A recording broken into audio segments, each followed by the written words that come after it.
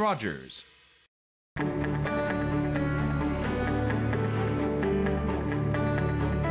Vous regardez TV Rogers, Ottawa.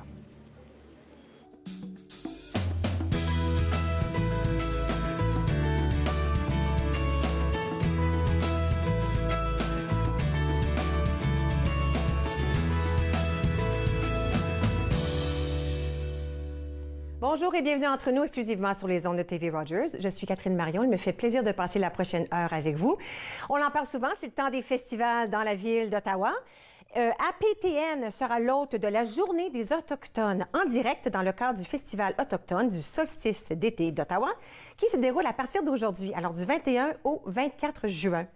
La Journée des Autochtones en direct est la plus imposante fête nationale de la Journée nationale des peuples autochtones.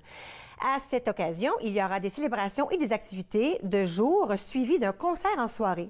Ce concert, qui sera animé par Andrea Brazo et Dave Jennis, mettra entre autres en vedette Lido Pimienta, Tom Wilson, Brooke Simpson, Cody Coyote, Mimi Obansawin et Nigel Irwin. Le concert et l'avant-spectacle seront aussi diffusés sur APTN de 19h à minuit. Vous trouverez plus de renseignements, un horaire et des activités ainsi que la liste complète des artistes sur le site web. Moi, j'ai pu trouver tout sur tourismeottawa.ca. Il y a toutes sortes d'activités pour tous les gens de la famille, des grands aux moins grands. On pourra voir les meilleurs artistes autochtones canadiens. On propose aussi de la musique, des activités familiales. Et j'ai trouvé hier l'horaire d'aujourd'hui. Je dois mettre mes lunettes parce que c'est écrit très petit. Pas d'aujourd'hui, pardon, le 23. Alors, samedi, de 10h à 19h, vous voulez profiter d'une zone familiale, des kiosques d'art, l'artisanat, la restauration autochtone et des nombreuses prestations sur la scène. Ensuite, de midi à 22h, il y a un powwow du solstice d'été. C'est extraordinaire à voir ça. Une grande entrée à midi, la grande entrée, c'est de midi à 18h. Ensuite, de 13h30 à 14h, il y a une danse ronde. Alors, les trois villes participeront à une danse ronde en même temps. Nous invitons tout le monde à se donner la main, à suivre le rythme du tambour et à s'imprégner de la beauté du chant. Une partie de cette danse sera diffusée aussi sur les ondes d'APTN. À 17h, de 17h à 18h30, il y a le pré-concert et à 19h30, c'est le concert de la Journée des Autochtones en direct. Il y a aussi un concours de powwow qui aura lieu. En tout cas, visitez le site web tourismeottawa.ca. Comme ça, vous allez pouvoir voir l'horaire au complet et toutes les activités qui se passent. Et ça, c'est du 21 au 24. Je devrais dire aussi, c'est le parc Vincent Massey à Ottawa.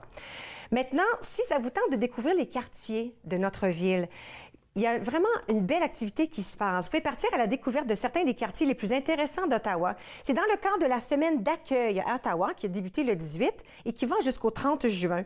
Le partenariat local pour l'immigration, la Ville d'Ottawa, le patrimoine, Ottawa, et Immigration, Réfugiés et Citoyenneté Canada se sont associés pour organiser une série de tournées pédestres de Chinatown, la Petite Italie, la Basse-Ville-Ouest et la Basse-Ville-Est et Vanier. Alors, financées par Immigration, Réfugiés et Citoyenneté Canada, ces tournées sont conçues pour montrer les contributions importantes des immigrants au développement économique, social et culturel, ainsi qu'à la vitalité de ces quartiers. Les participants auront l'opportunité de découvrir des trésors d'histoire, nourriture, architecture, des lieux de culte, une myriade d'entreprises qui ont fleuri grâce aux efforts successifs des générations d'immigrants. Les tournées offertes en anglais et en français sont faites par des guides connaisseurs et animés qui s'appuient sur leurs expériences personnelles pour raconter l'histoire de chaque quartier. Ces tournées aident à approfondir la compréhension non seulement de ces quartiers, mais aussi de leur progression dans le temps. Au fur et à mesure qu'Ottawa, évidemment, a évolué à devenir ce que c'est aujourd'hui, une mosaïque riche de diverses cultures. Alors, je vous donne quelques exemples. La tournée de Chinatown a lieu le 21, alors ça, c'est aujourd'hui, de 18h à 19h30. Donc, c'est en fin de journée. Vous avez encore le temps d'y aller. Ça débute au centre récréatif Plant, au 930 rue Somerset-Ouest.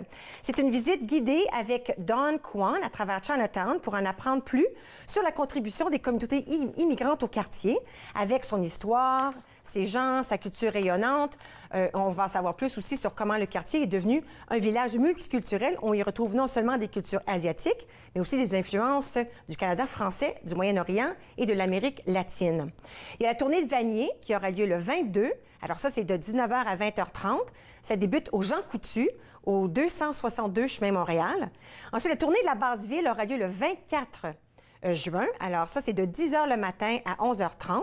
Et celle-ci débute au Patro d'Ottawa, qui est situé au 40 rue Cobourg. Le 26 juin, c'est la tournée de la Petite Italie. Ça, c'est en soirée, de 19h à 23h30. Celui-là commence encore une fois au Centre récréatif Plante, sur la rue Somerset. Basseville-Ouest aura lieu le 27 juin, l'après-midi, alors de 13h à 14h30. Et la tournée de la Basseville-Est, le 29 juin, de 16h à 17h30. J'ai pu trouver ça sur Tourisme Ottawa. C'est tellement intéressant. Tous les détails sont bien indiqués aussi. Ce que vous allez apprendre, qui fera la tournée. Alors, je vous conseille d'aller visiter le site web pour pouvoir choisir lequel. Peut-être que vous allez vouloir tous les faire. Maintenant, aujourd'hui, nous allons débuter avec M. Éric Dionne. Il est professeur à l'Université d'Ottawa. Il est chercheur et membre à l'Institut du savoir Montfort. Aussi un nouveau titulaire de la nouvelle chaire de recherche. On va parler de tout ça. On va parler aussi au sujet avec le Bibliothèque et Archives Canada. Et ensuite, Gisèle Nantais est de retour et on parle du Ciné-Club. Elle nous présente 3 films francophones. Tout ça aujourd'hui à Entre nous.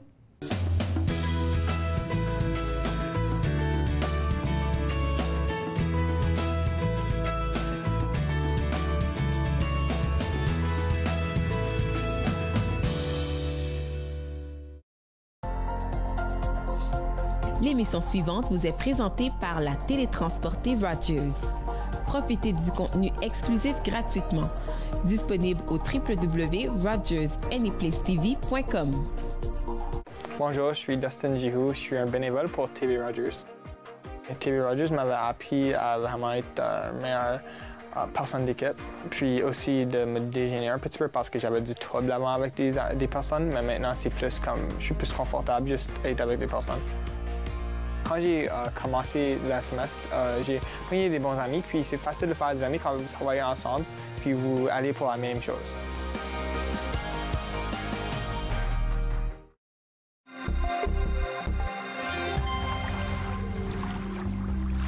Les voies maritimes pour les bateaux motorisés, surtout ceux à fort tirant-eau, sont habituellement démarquées par des balises.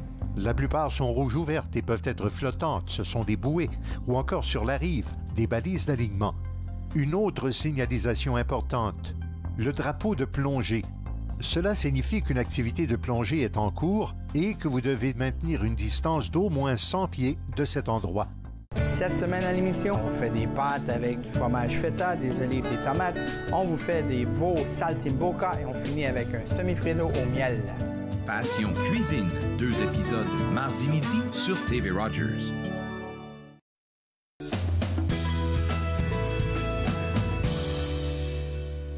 Vous êtes de retour entre nous sur les ondes de TV Rogers. Avec moi présentement, M. Éric Dionne.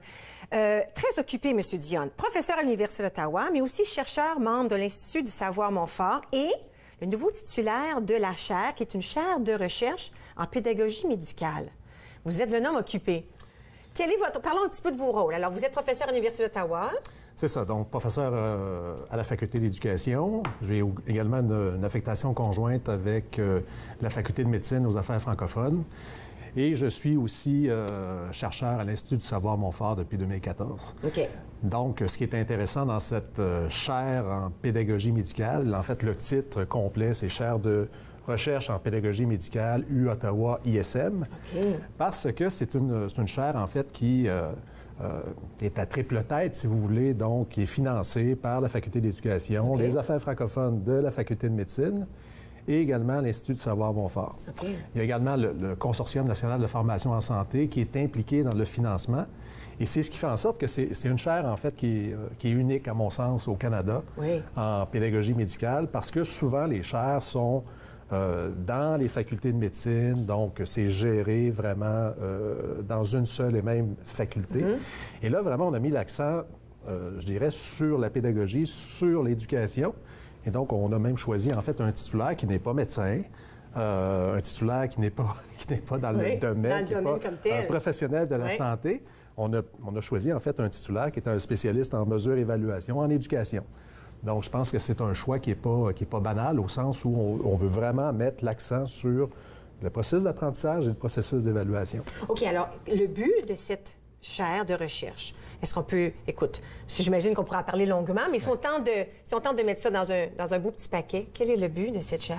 Bon, le but ultime, en fait, c'est qu'on veut mieux former les médecins et également les professionnels de la santé pour qu'à leur tour, ils donnent déjà d'excellents services aux francophones à l'hôpital Montfort, mais on veut, vous savez, tout est perfectible. Donc, on souhaite améliorer, en fait, leurs compétences davantage pour que ça se répercute au niveau des patients. Oui. Donc, c'est vraiment la chaîne que l'on souhaite, sur laquelle on veut vraiment travailler. Puis, ce que j'ai lu, parce que j'ai lu les informations, j'ai trouvé intéressant qu'on tente d'optimiser la formation des étudiants et des résidents en médecine. Je me dis, c'est une bonne chose, mais pas seulement. Les docteurs qui sont là depuis plusieurs années aussi, on tente de leur donner ces informations. Pourquoi c'est important de faire les deux? Bien, c'est important de faire les deux parce que peut-être qu'on ne le réalise pas, mais les médecins sont en constante recherche d'informations. C'est des gens qui apprennent durant toute leur vie. Ils ne peuvent pas juste faire leur formation initiale et puis dire, bon, ben voilà, je suis médecin maintenant. J'ai fini d'apprendre. C'est terminé. Oui. Je vais pouvoir pratiquer pendant 40 ans sans me remettre à jour. Donc, ça fait partie, en fait, des compétences qu'ils doivent développer très tôt. Donc, d'être des spécialistes, d'aller chercher l'information, de l'intégrer. Et ça fait partie aussi de leur responsabilité de se former durant toute leur carrière. Donc, écoutez, c'est vrai pour les médecins, c'est vrai pour les autres professionnels de la santé aussi, mais c'est vrai aussi maintenant dans différents autres corps de métier. Je regarde chez les enseignants, par exemple, c'est un peu la même chose. On tente toujours de s'améliorer, d'apprendre de nouvelles techniques, puis les choses changent au fil des ans. Les approches vont changer. Les approches et la technologie, que ce soit l'approche humaine, mais aussi la technologie, puis on doit marier ces choses-là. Exactement. Puis vous voyez, à l'intérieur de la chaire, on a 4 axes de recherche principaux. Ça veut dire que tous les différents types de projets vont finir par converger vers l'un ou l'autre, en fait, de ces axes-là. Donc, le premier axe va porter sur la mesure et l'évaluation des compétences et des apprentissages. D'accord. Le deuxième axe est davantage dédié aux activités de formation en tant que telles. Qu'est-ce qui fonctionne moins bien? Comment on peut innover pour essayer de trouver de nouvelles façons d'enseigner? Le troisième axe, vous en avez parlé à l'instant, c'est toute la question d'intégration des technologies. Donc, on a tous des téléphones intelligents, des tablettes, des montres intelligentes. Comment ces outils-là, on peut s'en servir pour améliorer l'apprentissage, puis comment on peut s'en servir aussi pour mieux évaluer?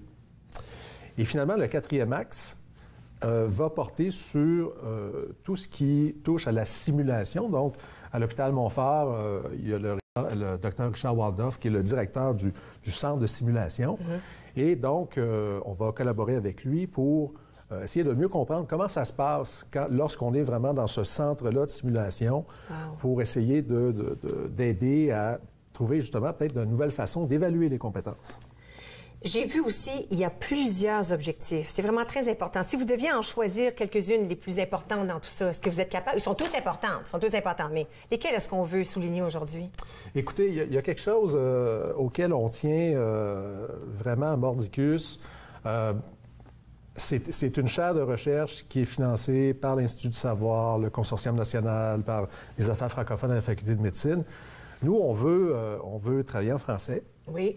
On est un groupe de chercheurs, on a des étudiants qui sont majoritairement francophones et on veut même aller encore plus loin que ça pour publier nos résultats de recherche en français.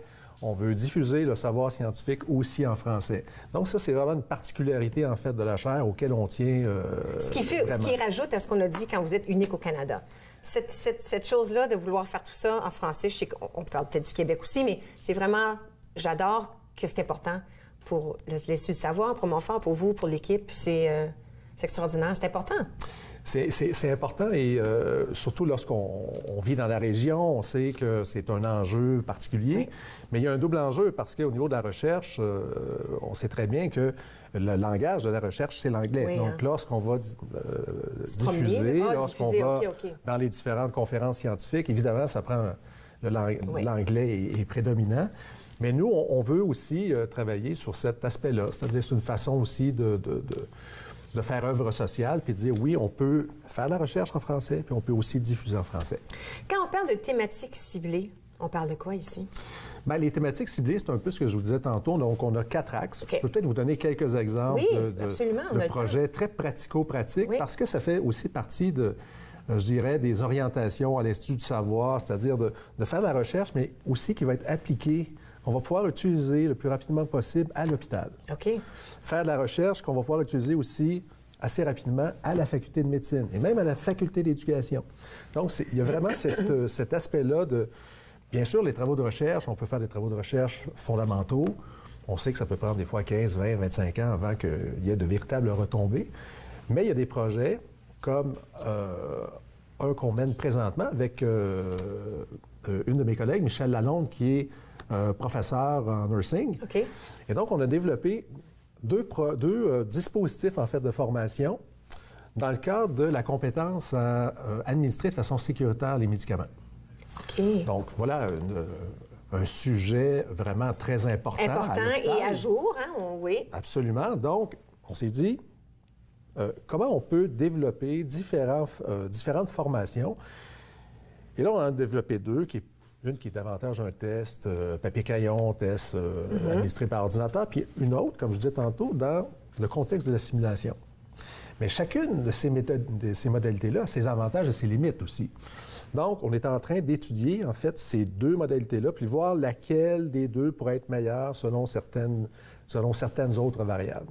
Donc ça pourrait amener, en fait, à des recommandations. On pourrait faire des recommandations à l'hôpital en disant, écoutez, lorsque vous avez à former, soit initialement ou de façon continue, les infirmières, voici le résultat, finalement, de nos recherches. Et puis, ben voilà, peut-être que ça pourra amener... Il nous reste 30 secondes. Cette chaire de recherche, vous croyez...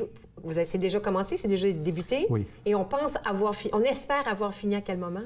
Écoutez, j'espère qu'on n'aura jamais fini parce que les projets de recherche, ils s'alimentent toujours. Oui. Disons, c'est une chaire pour 5 ans. Oui. Donc, on est déjà assuré au moins de pouvoir travailler pendant 5 ans. Et ensuite, on verra. Le financement de la recherche, hein, c'est un travail de tous les instants. C'est extraordinaire ce que vous faites. Un très beau travail, un travail nécessaire. Merci beaucoup de nous avoir visités aujourd'hui. Nous, on s'en va à la pause. Restez avec nous. Merci beaucoup.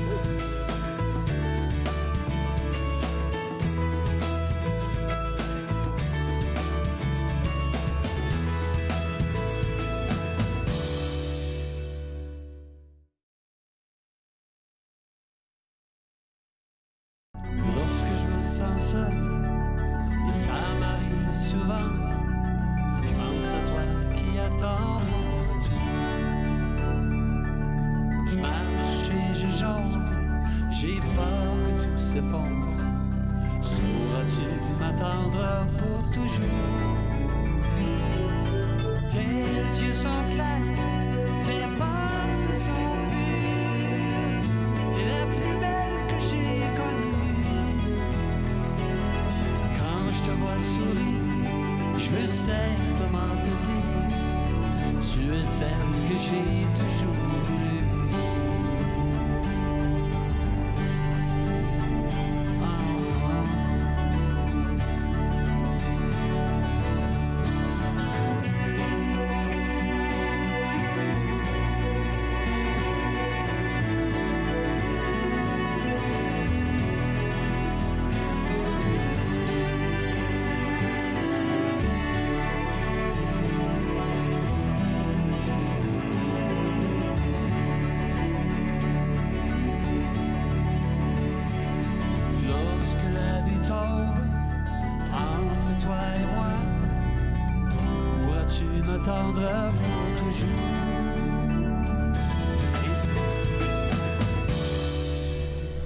Vous êtes de retour entre nous sur les ondes de TV Rogers. Bibliothèque et Archives Canada, ils sont ici.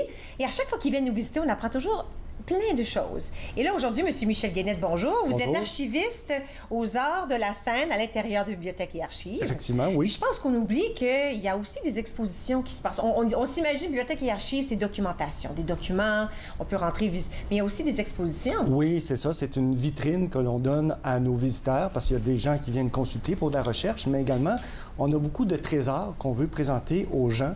Donc, on a lancé cette exposition-là qui s'appelle Première, qui est sortie. qui a commencé, qui est ouverte depuis le 24 et qui se termine au mois de décembre. OK. Et puis ça, c'est quelque chose qui est ouvert au public, n'est-ce pas? C'est ouvert au public. Ça se trouve au 395 rue Wellington, dans la salle Morley Callaghan. OK. Et c'est gratuit également. Donc, on n'a pas besoin de s'enregistrer, d'être un visiteur patenté, réservé. On se rend sur les lieux, c'est ouvert et c'est gratuit. Et c'est extraordinaire, j'ai vu l'exposition. Ah oui, hein? Elle est très belle. Pourquoi on l'a intitulée Première? Parce que Bibliothèque et Archives Canada fait l'acquisition de fonds d'archives privés et le transfert de fonds gouvernementaux de ministère, et également de publications par le dépôt légal ou le don. Et le travail d'archiviste, bon, c'est de faire le traitement de ces fonds-là, et on retrouve des documents extraordinaires, d'une grande richesse, et on ne veut pas que ça reste juste pour nous. Finalement, c'est des documents qui appartiennent aux Canadiens, et on veut leur montrer. Et c'est intitulé Première parce que c'est leur première sortie officielle. D'où le nom Première, Nouvelles acquisitions à BAC, parce que ce sont aussi des acquisitions récentes que l'on a fait, toutes neuves.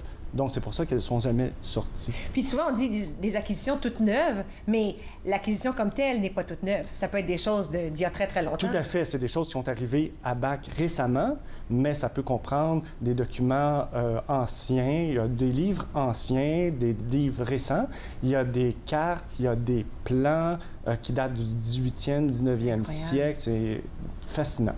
Alors, quelles sont quelques-unes des pièces d'intérêt que les visiteurs vont pouvoir voir durant cette exposition? Ce sont des pièces qui touchent les Canadiens, donc qui racontent leur vie, finalement, autant la vie politique, militaire, artistique, culturelle, économique. Donc, toute une panoplie de variétés de ce que les gens vivent en tant que Canadiens ici au pays. Et juste par exemple, je peux vous donner 2 exemples de documents qui sont présentés. La première pièce, c'est celle que j'ai présentée parce que ce qui est intéressant de mentionner, c'est les archivistes qui ont fait le choix de ces documents.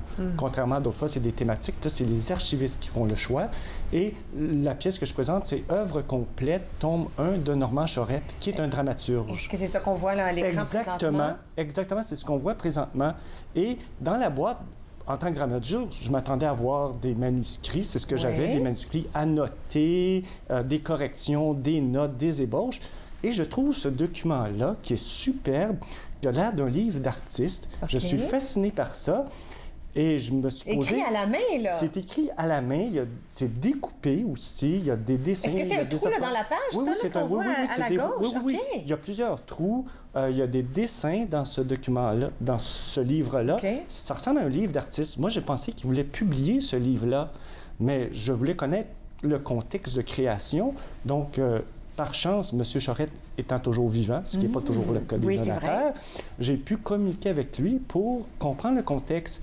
Et parce que je pensais qu'il voulait publier ça. Pas du tout. Il a écrit ça à partir de l'âge de 16 ans, à une période où ça allait très mal dans sa vie. Il était... c'était très sombre. Et à travers, pour lui, c'est un refuge. Donc, il racontait ses peurs, ses angoisses. Et il avait tellement peur que ses parents lisent ses écritures à cette époque-là de sa vie, qu'il en a détruit la plupart. Et c'est un document... qu'il y a des trous dans les pages. Non, c'est pas ça. Ce document-là a survécu, finalement. C'est un des seuls qui a survécu de cette période-là, qui raconte sa vie à l'âge de 16 ans, 17 ans, 18 ans, de ses angoisses, parce qu'il se cherchait son identité, avait peur d'avouer certaines choses face à lui. C'est une période très nébuleuse. Donc, c'est fascinant. Oui, c'est ce que vivent la plupart des jeunes à 16 ans, il faut le dire. Effectivement. Et il ne savait pas qu'il voulait devenir écrivain à cette époque-là. Donc, il n'y avait aucune intention de publier cette œuvre-là, même si elle porte le nom Œuvre complète, tome 1. C'est magnifique. C'est de toute beauté.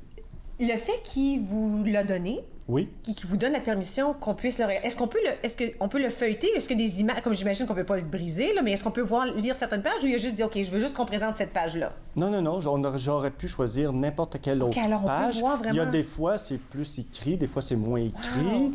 Et une fois qu'elle ne sera plus en bonne exposition, tout le monde va pouvoir la consulter en revenant à Bibliothèque et Archives Canada.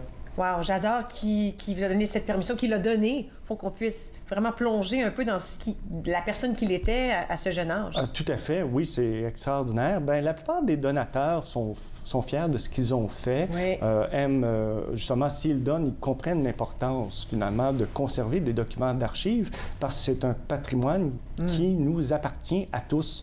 Donc, nous, à Bibliothèque et Archives Canada, ce que je dirais, nous sommes que les dépositaires de cette richesse-là. On a une deuxième image. Je pense que ça, c'est vraiment très intéressant. Oui. C'est la Coupe Stanley, mais c'est pas celle qu'on connaît. C'est pas celle que vous connaissez. Ça, c'est un bol souvenir pour commémorer la victoire du Canadien contre Boston lors de la Coupe Stanley de 52-53. 1952-53. Oui. Est-ce qu'on fait encore ça, un bol comme ça? Non, c'est très, très rare. OK. Et ça a été donné à plusieurs membres de cette édition-là. Et celle que nous avons acquise appartient à William Norty, qui était le vice-président exécutif du Canadien à cette époque. Glorieuse du Canadien. Va sans dire que les fans, à défaut de la gagner cette année, pourront venir la voir à Bibliothèque et Archives Canada. Oui, les Canadiens ne sont pas là cette année. Boston est encore là, mais pas les Canadiens. Pas le Canadien, justement. Et ce qui est intéressant de William Norty, dont ce bol a été remis, c'est un grand innovateur du sport amateur, comme la crosse et le hockey, au début du 20e siècle. Et il a fait des changements dans les règlements du hockey. Donc, on est passé, par exemple, c'est lui qui a favorisé le changement du nombre de périodes, passant de 2 périodes de 30 minutes à 3 périodes de 20 minutes. Ah! Et aussi celle de passer de 16 joueurs sur la glace. 16? Non, 7. 7, OK. 7 à 6 joueurs. À 6. Oh oui, avec le gardien, c'est vrai, ça fait 6, oui. Ça fait 6 joueurs. Donc, ils ont enlevé le joueur qui portait le nom de Rover à cette époque, qui est un genre de maraudeur. Qui se promenait un peu partout sur la glace. Qui se promenait un peu partout, oui. Qui n'avait pas un rôle comme les autres ont vraiment des rôles. Le sien, c'est de se promener partout. Effectivement, s'il y avait besoin d'aide à l'attaque, il appuyait l'attaque. Aide à la défensive, il revenait à l'arrière. Donc, c'est très intéressant. Et ce qui est intéressant, et cette coupe-là a été remise à lui pour souligner son apport au développement du hockey.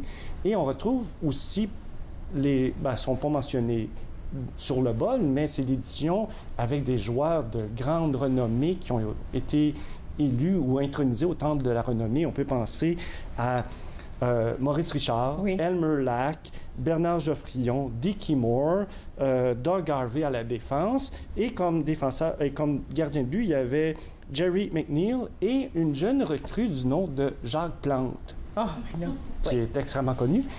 Et ce qui est intéressant, c'est qu'on a remis ce bol-là pour témoigner du développement du hockey, de l'innovation.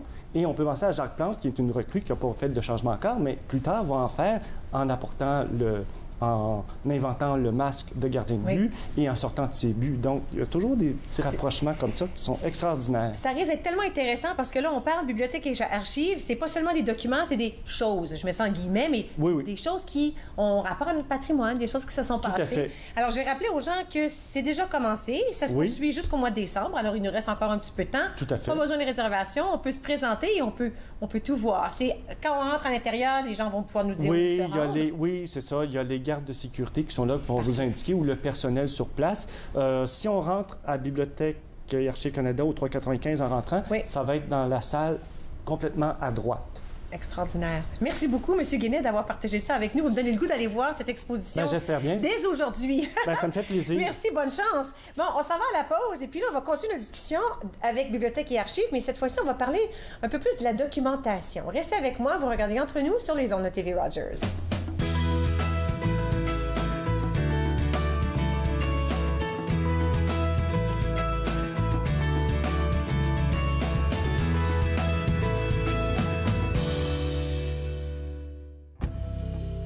Seul dans notre chambre,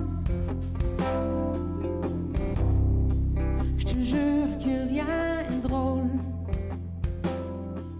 Les saisons changent, mais moi je reste pareil, comme une feuille à l'automne.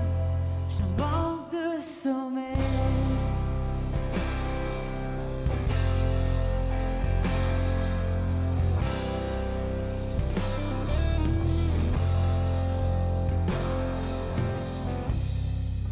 Je vais me couler un bain froid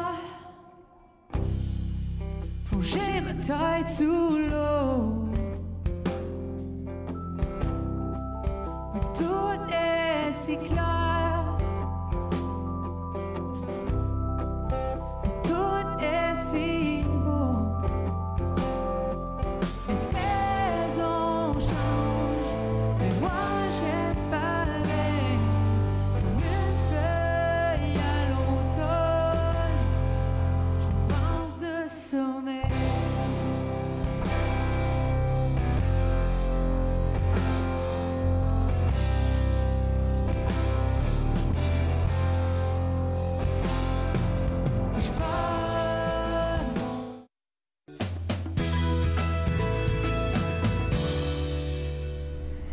Vous êtes de retour entre nous sur les ondes de TV Rogers. Juste avant la pause, nous parlions avec M. Michel Guinette, qui est archiviste avec Bibliothèque et Archives. Et là, maintenant, c'est au tour de Jennifer Anderson, aussi archiviste chez Bibliothèque et Archives.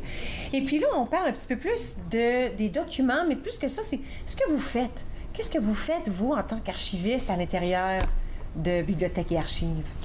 Mais voilà, moi, je suis une archiviste dans l'équipe d'économie, sciences et environnement. Sciences et environnement, OK. Voilà, alors je pense du travail, surtout au travail. Vous pensez au travail, du travail au travail. C'est ma job, exact. OK. C'est le job de l'équipe, voilà. Alors, qu'est-ce que ça veut dire? Ça veut dire que vous pensez au métier qui se passe à travers le Canada? Ça veut dire quoi? Mais nous, on pense surtout à la vie quotidienne des gens. Et comme le travail prend beaucoup de temps pour chaque personne, c'est surtout lié avec le travail même. Alors, aujourd'hui, on aimerait vous montrer quelques images qui viennent de nos collections. Oui. Surtout parce que c'est bientôt le 1er mai. Et aussi le 28 avril, qui est la journée nationale de la deuil pour les gens qui sont tués, blessés ou rendus malades au travail. Alors, on a pensé que peut-être c'est un bon moment de vous parler justement de nos collections liées avec le travail. OK. Alors, on a quelques images. Peut-être qu'on veut commencer avec la première. Qu'est-ce qu'on peut voir ici? Ici, on voit une image qui montre les gens dans le travail de service, évidemment. Ils servent les visiteurs, les invités à l'hôtel à Bain, enfin, Lac-Louise. Peut-être que vous reconnaissez. Oui, absolument. Ben là, maintenant que tu le dis en arrière, on peut bien voir ça. Alors ça, c'est les gens qui travaillent dans le service. C'était dans le magnifique hôtel qui est là, c'est ça? Exact. Dans les années 1920. Après ça, je pense qu'on a montré une autre image qui vient du Stelco. OK. Alors là, on voit les gens qui travaillent dans l'industrie de l'acier. Et on les voit vraiment dans l'atelier, dans leur lieu de travail. On oublie, hein? On oublie que ces ateliers-là existaient comme ça. Les gens travaillaient en chemise et en pantalon. Là, on oublie ces choses-là de notre passé parce que il y a tellement de changements qui se passent. Parfois, on oublie à quel point le travail a été dangereux. Oui, et difficile. Difficile, chaud parfois dans une place comme ça. Je suis certaine que dans ce temps-là, est-ce qu'on sait à peu près c'est dans quelle époque cette photo? C'est aussi dans les années 1920. Alors, on sait qu'il n'y a pas d'air climatisé là, dans cette usine. Mais non, c'est certainement ça. pas. Ouais. Wow, incroyable. OK, on a une autre image? On a une autre image qui vient du fonds Gilmore et Hewson. En fait, c'est une image de Gatineau. Okay. Alors là, on voit un monsieur qui travaille avec le bois. C'est une compagnie qui se trouvait là où il y a le parc Jacques-Cartier aujourd'hui.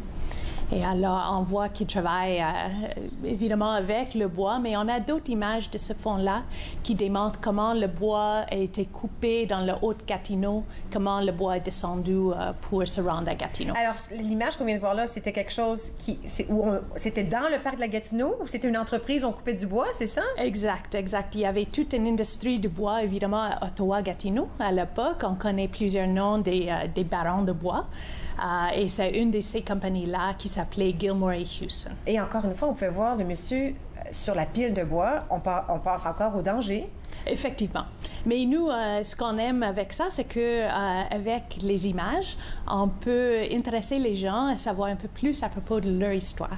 Oui. Et puis, est-ce qu'il y a d'autres images où on a tout vu, là?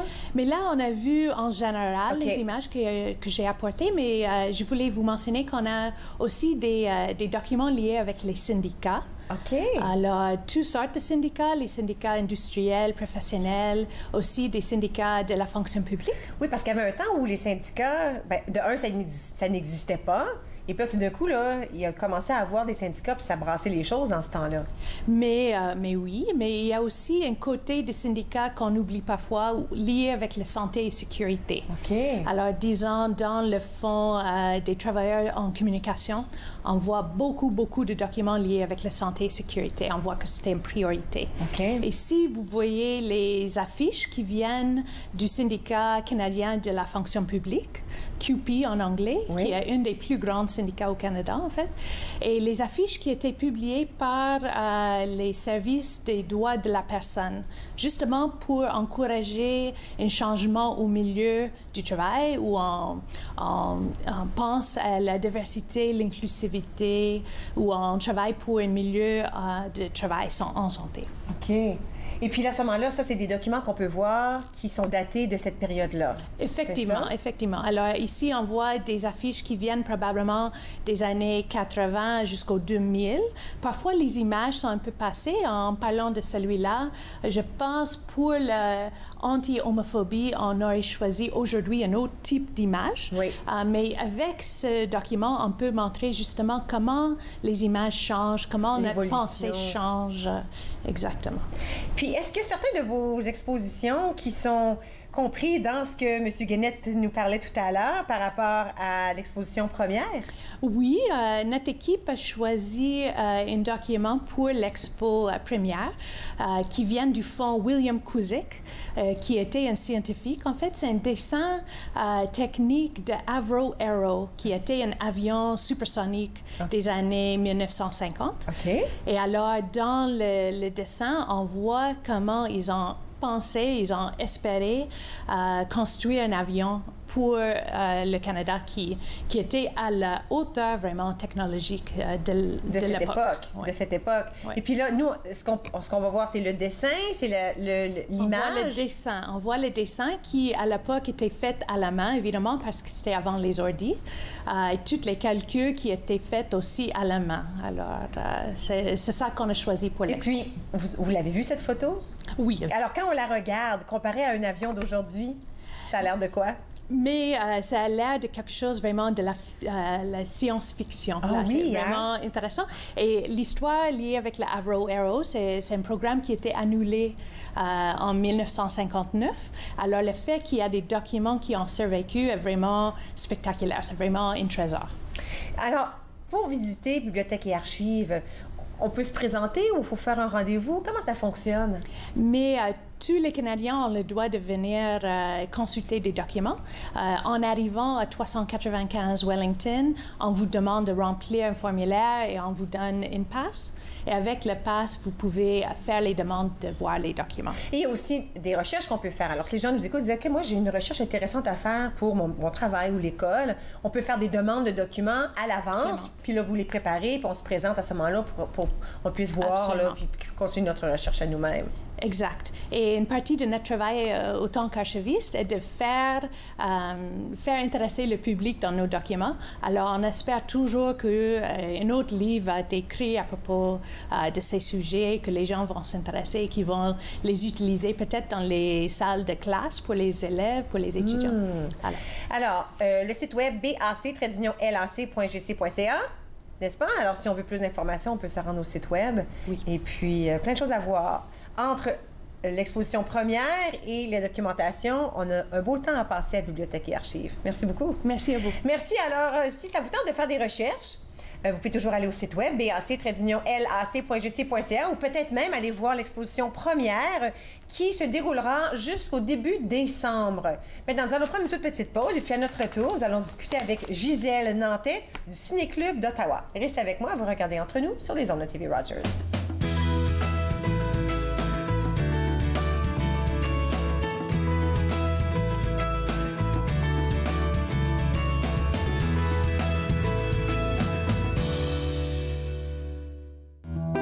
Un pas à la fois.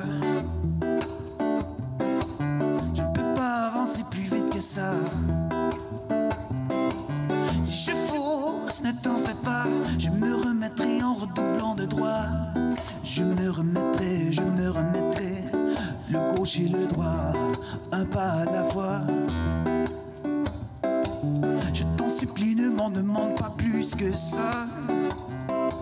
Si je pousse, si je me force, le temps gagné ne fera que retomber dans l'espace. Je retomberai, le gauche et le droit. Le gauche et le droit.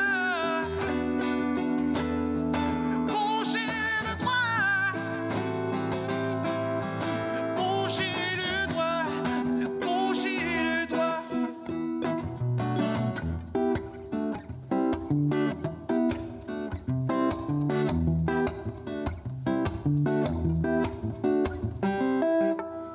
Un pas à la fois. C'est comme ça que je rentrerai chez moi.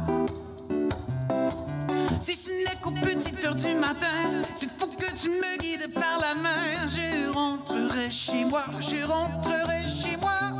Le gauche et le droit. Le gauche et le droit.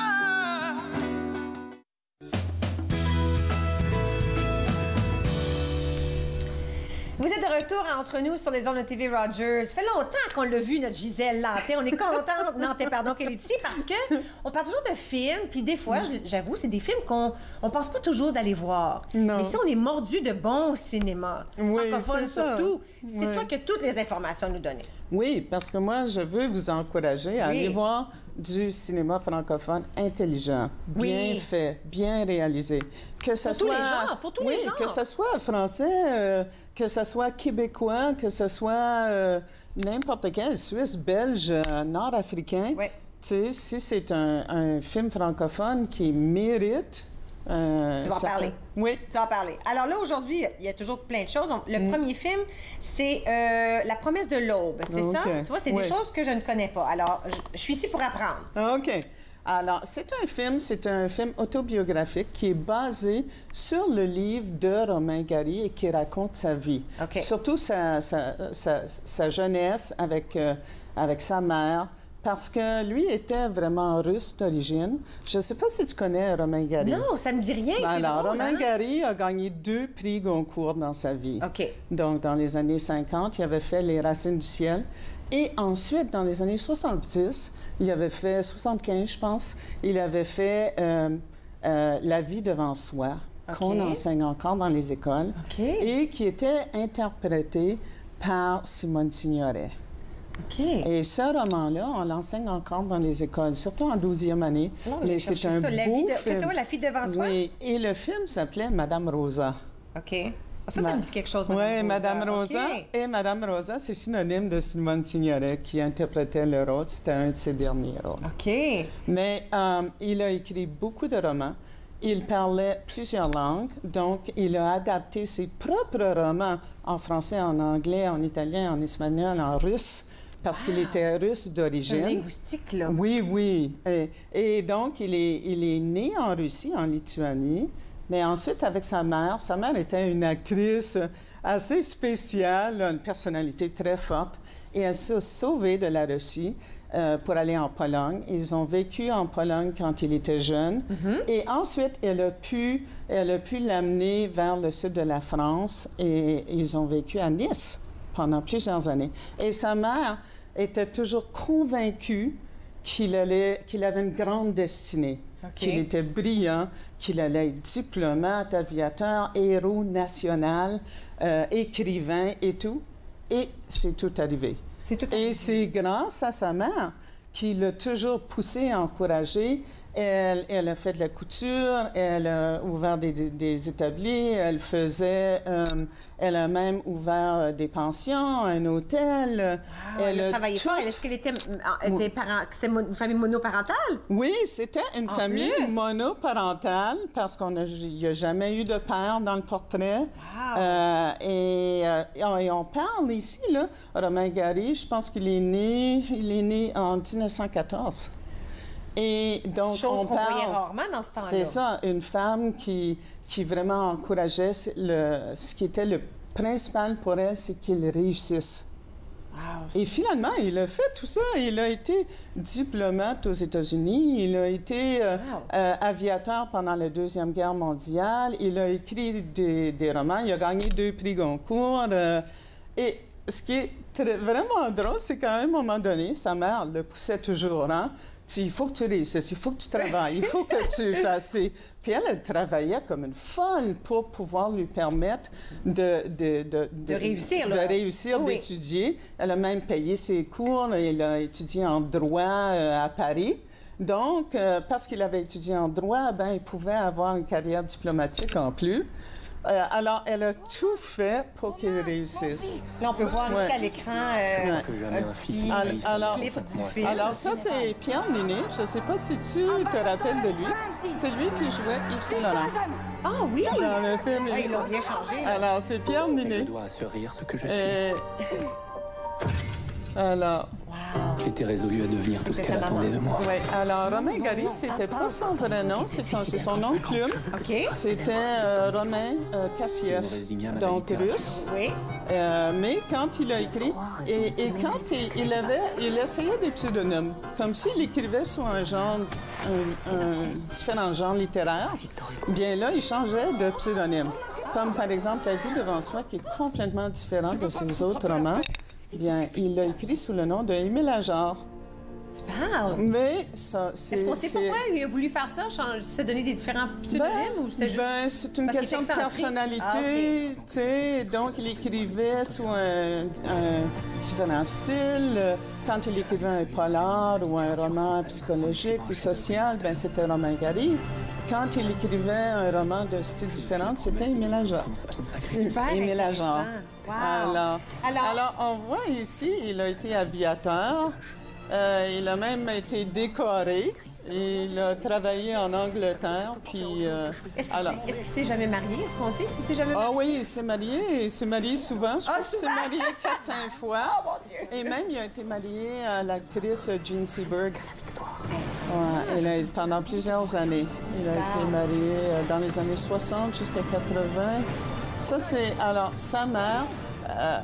c'est ce qui comptait le plus pour lui parce qu'il savait à quel point elle avait sacrifié pour qu'elle réussisse. Et elle est interprétée par Charlotte Gainsbourg. OK. Et Charlotte Gainsbourg, je pense que c'est le meilleur rôle qu'elle a joué.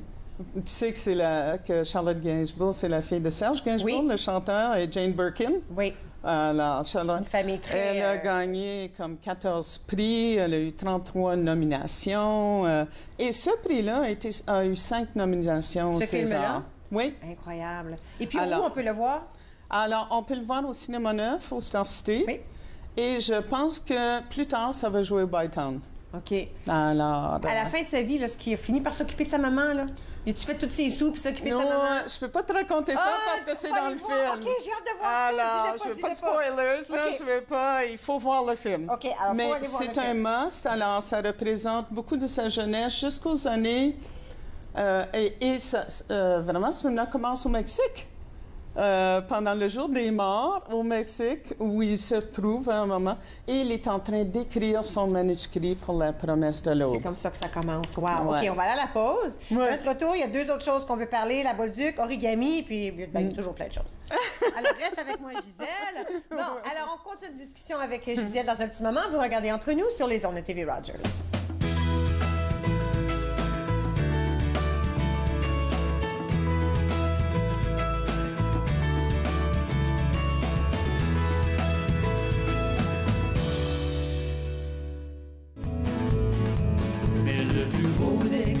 C'est de te voir sourire, de pouvoir partager ensemble tous nos désirs. Être ici avec toi, le plus beau des cadeaux, de pouvoir partager cet amour.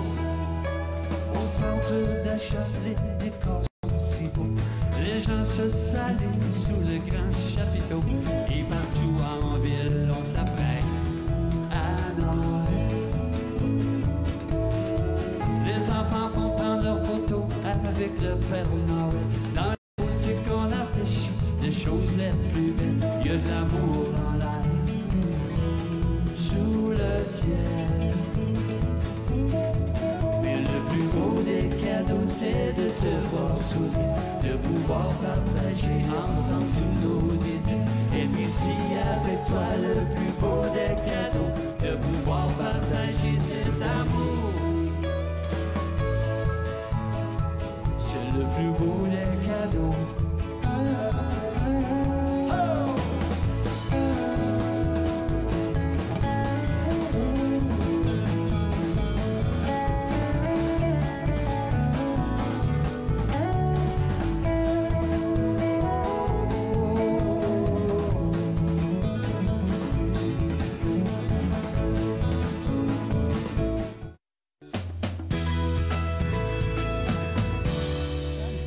Vous êtes de retour entre nous sur les ondes de TV Rogers.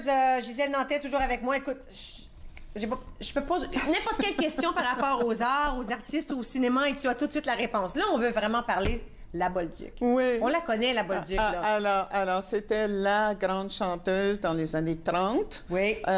Et puis, donc, elle a... Et c'était la première femme qui composait ses propres chansons. Donc, elle était vraiment compositrice en même temps. Compositrice, elle faisait la musique, elle jouait du violon, de l'harmonica, de l'accordéon. Elle composait ses propres... Et c'est la première femme à turluter. Ah oui, donc, parce que, je ne sais pas si on peut entendre un petit peu les chansons, là. On a vraiment le goût de taper du pied, de taper des mains. Oui. On le fait jouer encore, la Bolduc, la veille du jour de l'an, là. Ouais. C'est ça qu'on entend, là. C'est ça qu'on joue. Oui, parce qu'elle chantait « J'ai un bouton sur la langue ». Et là, elle parlait super vite. Et puis, elle était très comique, hein. Ses chansons étaient comiques, étaient comme... assez drôle. Elle avait toutes sortes de... Tu sais, j'ai couché sur la terre à cause de telle affaire, j'ai couché sur le... Tu sais, mais... Alors, le film, au sujet de sa vie, est-ce que ça a été difficile pour elle ou est-ce que ça a été facile? Je pense que c'est bien interprété par Debbie Lynch White, qui, je la connaissais pas avant, mais elle a la carrure, elle ressemble tellement à la Bolduc. Et il faut pas oublier aussi que, tu sais, c'était une époque qui était difficile. Elle était vraiment irlandaise d'origine. Nous, c'est comme notre patrimoine québécois, la Bolduc. Mais vraiment, son nom, c'était Mary Travers et elle a épousé Edward Bolduc. Et elle est devenue Madame Bolduc. Elle a enregistré des films sous le nom de Madame Bolduc ou La Bolduc. Oui, c'est comme ça qu'on la connaît, nous autres, la Bolduc. Oui. Et elle surlutait. Donc, elle chantait très vite, puis ensuite, elle faisait comme du scat, là, qui était... et c'est la première femme à gérer ses propres affaires. Donc, elle partait en tournée parce qu'à un moment donné, c'était difficile. C'était des années qui étaient très traditionnelles. Les femmes n'avaient pas le vote encore. Il y avait Thérèse Casgrain qui se battait pour avoir le vote. Et à ce moment-là, les femmes étaient à la maison avec les enfants. Oui, et elle aussi, son mari, il travaillait à l'usine, mais il fallait qu'il se sente un homme. Alors, il y a toutes ces choses-là. Donc, sa vie était pas facile, mais ils avaient besoin d'argent parce que c'était la Grande Dépression, hein? C'était les années 30. Et donc, c'était toujours, est-ce que je devrais rester avec ma famille ou partir en tournée? Et elle a organisé avec son gérant pour gérer ses propres affaires parce que souvent, son mari, il buvait la moitié de sa paye. Wow! Où on peut le voir? Ça m'intéresse énormément. On peut voir ça au Cinéma Neuf aussi? Alors, ça au Cinéma Neuf et au Star City aussi. OK. Et je sais que nous, on l'a programmé pour le Ciné-Club l'année prochaine. Ah, l'année prochaine! OK, cool! Alors, et je suis sûre que ça va jouer au Bytown aussi. OK. Oui, il faut dire, j'ai oublié de le noter, mais ça va jouer au Cinéma Stars à Orléans. Ça commence demain. OK, bien, c'est juste à côté de chez moi. Oui, OK, je vais y aller. Alors, ça joue au Cinéma Stars. Puis, à partir de demain. À partir de demain, puis ça va jouer pour plusieurs semaines. Je vais aller le voir peut-être dimanche. Oui. Ça. OK, là, on veut parler d'origami. Là, tu veux vraiment taper des pieds. Oui, j'aimerais ça. Je veux pas qu'on manque de temps pour parler d'origami. Oui. Alors c'est un film québécois de Patrick Demers. OK. Et ça met en vedette François Arnault. Et si vous voyez François Arnault, je ne sais pas si vous vous souvenez de lui, mais il a eu une carrière assez spéciale. Il a joué César et Borgia dans la série Les Borgia. Ah oui, il faisait le fils du pape. Wow! Et là, c'est pas une tête de pape, hein? Non, pas du tout.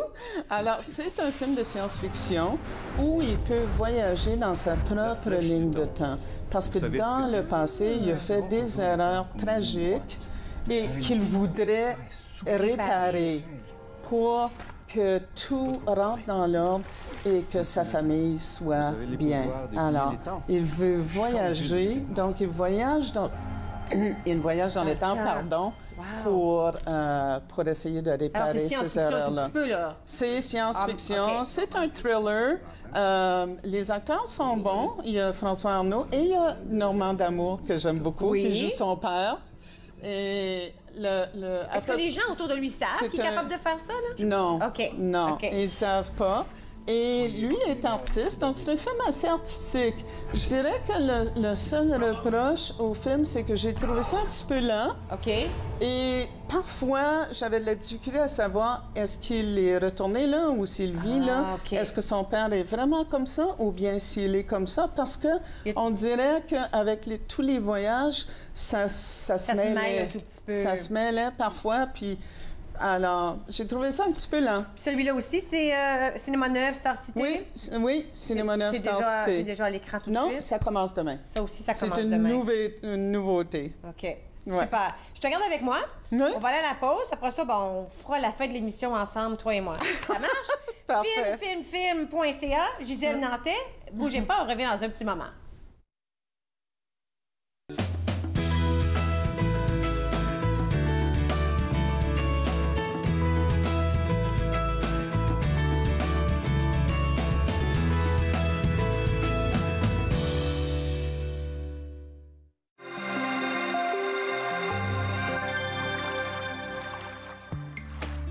Pour manœuvrer correctement votre kayak, la posture de votre corps est un facteur très important.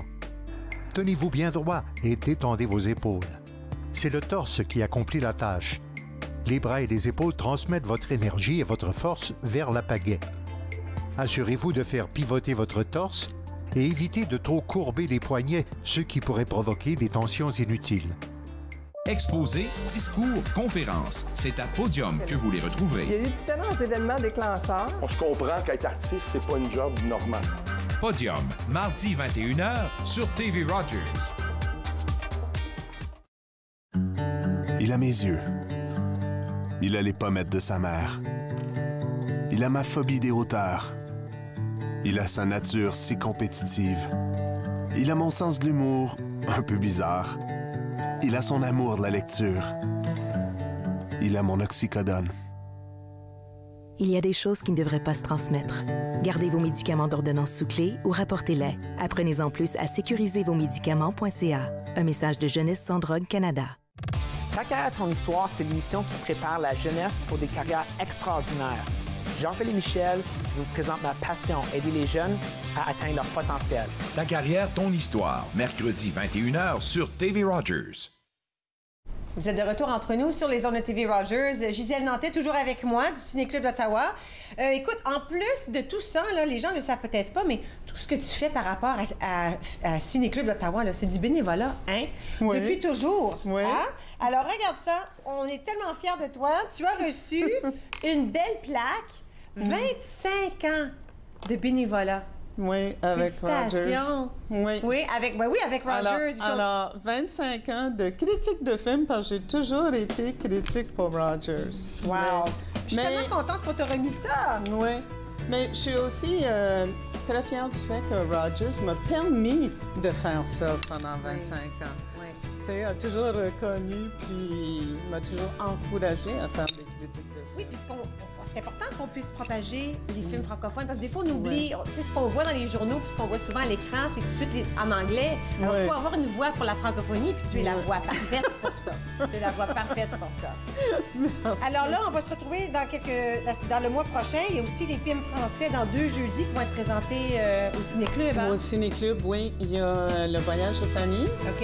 Et il y a aussi Mal de Pierre avec Marion Cotillard. OK. Alors, elle est bonne, on l'aime, elle. OK. Tu devrais venir ce soir-là. Okay. On a fini déjà aujourd'hui. Merci beaucoup. On se retrouve ici à la même heure demain. À la prochaine.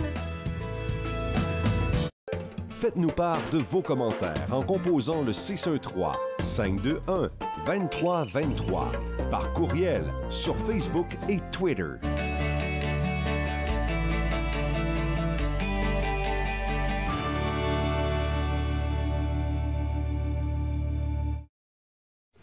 Bonjour, mon nom c'est Amélie et je suis bénévole chez TV Rogers. Pour moi, mon expérience a commencé en tant que bénévole parce que j'étais intéressée à en découvrir un peu plus.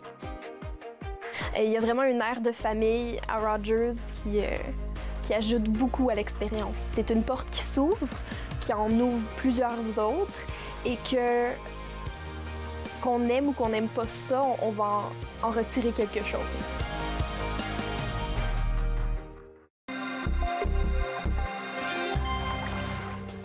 Un gilet de sauvetage ou un vêtement de flottaison individuel bien ajusté gardera l'utilisateur bien à flot, mais il importe de choisir la bonne taille. S'il est bien ajusté, il ne devrait pas se soulever au-delà du nez ou des oreilles de l'utilisateur. Habituellement, pour le VFI gonflable, la taille est unique. Lorsqu'il est endossé, il importe de desserrer au besoin les courroies pour permettre un gonflage adéquat du gilet.